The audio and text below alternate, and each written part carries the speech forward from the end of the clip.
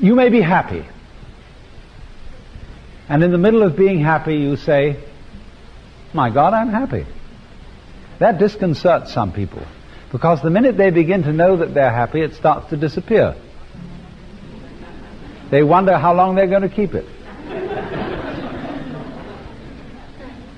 But you know, if you were happy and you didn't know you were happy, wouldn't that be too bad?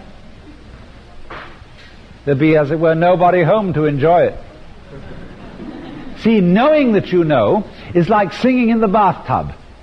Everybody has a good voice in the bathroom, because the bathroom gives you resonance. It gives you echoes.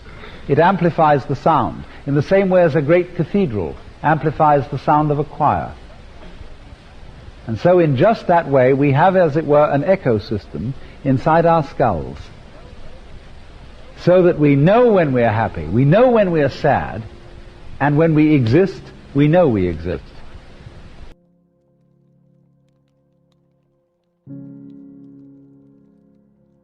So that most people are working at tasks which they hate, so that they can make enough money to stop doing it and play. Now, this is perfectly ridiculous. Nobody needs to do that. Because what you get with work done in this way, done heartlessly and without joy, is money. And what can you do with it? Supposing you do earn time to spare and money to spend, what is there to buy with it? The answer is the other fake and joyless products made by other people who hate their work. So there is a certain phoniness, a certain lack of essential quality in almost all the work that we perform, because the work is done not for the work but for money, and play is considered something separate from work. Work is serious. Play is not serious. In fact, we have a strange incapacity to play at all, because we always, especially in the United States, play with an ulterior motive. That is to say, play is good for you. And we do everything because it's good for us, because we judge the physical world with, without our senses. We judge in theory.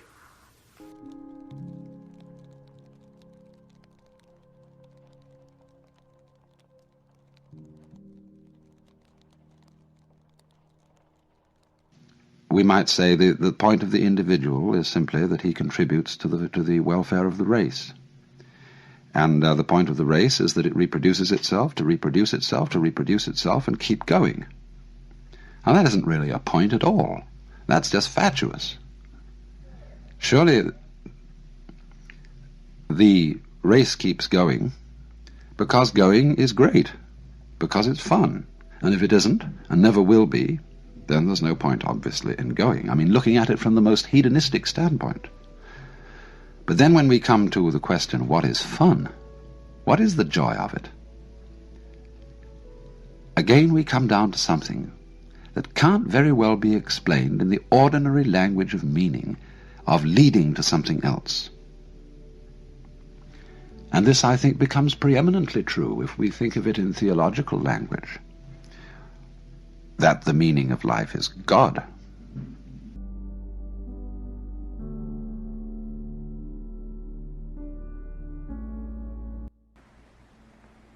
The struggle and striving to be superior. And a lot of people that you meet among you'll recognize this among your friends all the time, are not happy unless they are involved in a contest. It doesn't matter what it is, so long as they're trying to beat something, they're happy. And you may say, oh, for heaven's sakes, you know, can't we just sit around and talk instead of having to play a game or bet or do something to prove who's the stronger? I was once married to a girl who was never happy unless she was engaged in some kind of contest.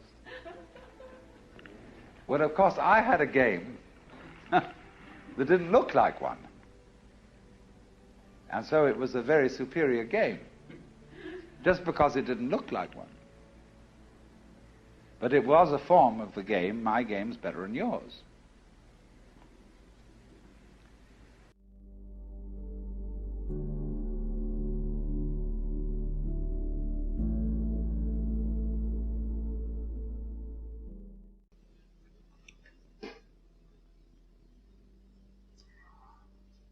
the future is something you cannot work for exactly the same reason that you cannot work to be happy. Happiness, it's always said, is a byproduct. And it will accrue to you through becoming absorbed in something else altogether, in some other quest altogether. The quest for vision, the quest for doing something, anything, may bring happiness.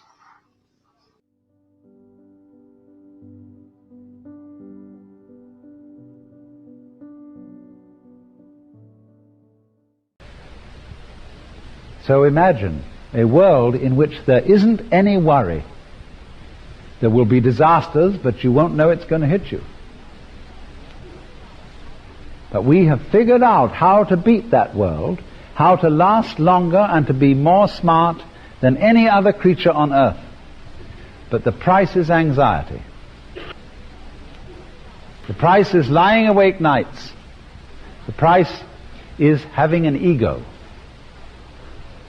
A thing in us that we call I.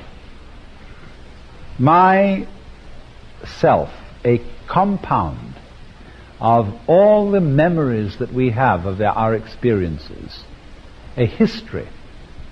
When you are asked to give an account of yourself, what do? You give your kind of biography, where you were born, where you were educated, where you have been, where you have traveled, what things you are competent in. It's your life story, it's your history.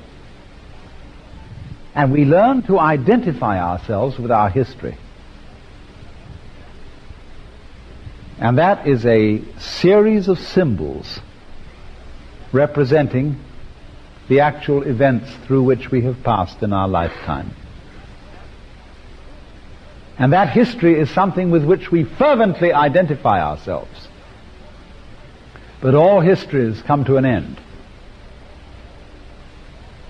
And so, the more we know about our history, about ourselves in that kind of a way of knowing, the more anxiety we have about the thought that this history cannot go on indefinitely. It cannot be a story of complete success.